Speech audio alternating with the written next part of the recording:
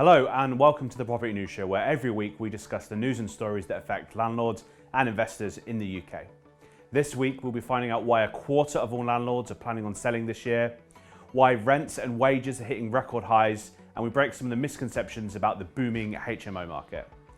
Please remember to like and subscribe. Enjoy the show. Just quickly tell the people at home where they can find and see you online. So I'm on progressiveproperty.co.uk. I'm on Facebook, Twitter, Instagram, and I have a podcast called Mark My Words. Awesome. Okay.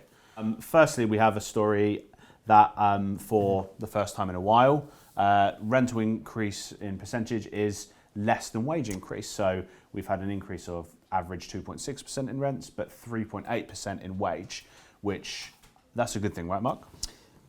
Yeah, I suppose it is. I mean, you know, this news report is saying, rents are going up, but wages are going up faster. And I would believe that that would be the case. And actually it sort of quells a lot of the, the noise around rent increases, they're going up way too fast, and we can't justify all the bad press. Wages are increasing, and I think that's a message which is not conveyed enough. I mean, we've got here that wages increased by 3.8% in 2019. Well, that's a really high figure. That's way above the rate of inflation.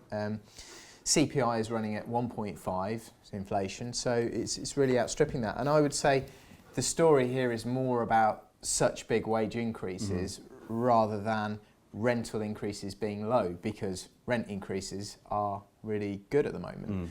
And I think the reason wage increases are so high are mainly because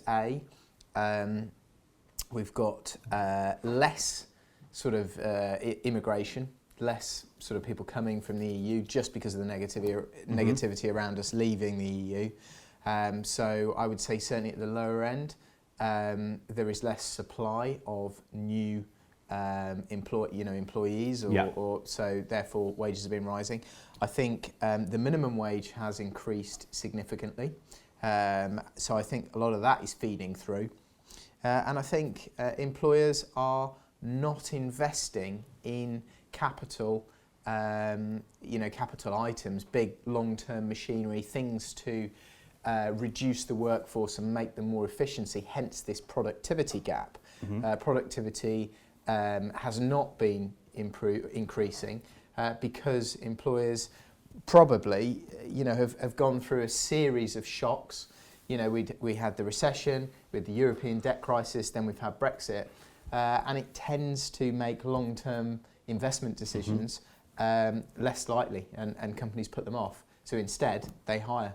And if you hire more people, unemployment goes down, as has been happening. Unemployment is the lowest it's been, I think, in over 40 years. And inevitably, because of that, wages will rise. Later on in the piece, it mentions that landlord investment has fallen since 2016, and there's been a decrease in the available houses on the market. Because of that decrease in the demand, do you think it's possible for the rental percentage to increase and even surpass the wage increase? I think it is possible. Clearly, this article is saying that there has been a big decrease in the amount of landlords buying, which we already know.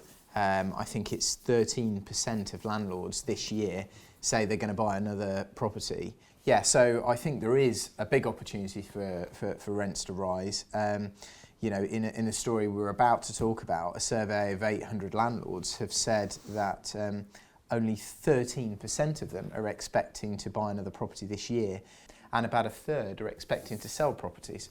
So clearly, with reduced supply of property in the marketplace and continued demand from renters, rents are going to go up. So this is a story from a survey of landlords by the insurance provider Simply Business. They've got some figures about landlords' plans for 2020. And quite interesting, 26% of landlords plan on selling at least one house. 82% of landlords are not planning on buying anything this year, which runs a little bit counter to what we've discussed about a return in confidence to the market and some good investment opportunities. What do you think about that? Do you think that's indicative of a kind of residual fear from the last few years of that's the word, confusion? That's the word, residual and inertia. What generally happens is you get what has happened is a load of tax increases and a load of regulatory sort of new regulations have come in. The news has turned quite acrid and landlords have felt quite negative.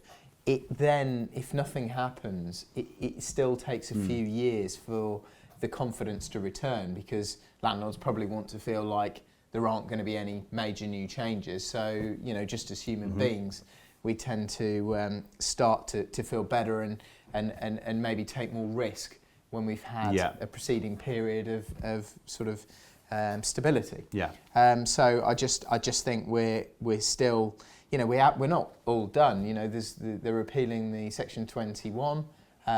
They've still got a banned ground rent. There's a few other things that are still in the pipeline. Less landlords are going to buy. And I notice in this article, a big reason for them selling are obviously the tax increases, but also, and this has hit us, and I didn't realise this was such a big thing, but the changing rules to housing multiple occupation licensing. So there's now mandatory licensing since October 18 for all HMOs of 5 or more unrelated tenants. And the new stipulations are, that all rooms need to meet the minimum size standards and are inspected, which clearly has caused a lot of issues for landlords, because it's taken some of the rooms out of use. We've been through it, so council come round and they start looking at the rooms. They get a laser measurer out, and if they're not big enough, they just say you can't use that room to let. So actually I've managed to get around it in all cases where we've had an issue by moving partition walls. In one, I took a corridor out and put another entrance on the ground floor into the other rooms. Very smart. And introduced the corridor into the lounge to make it bigger.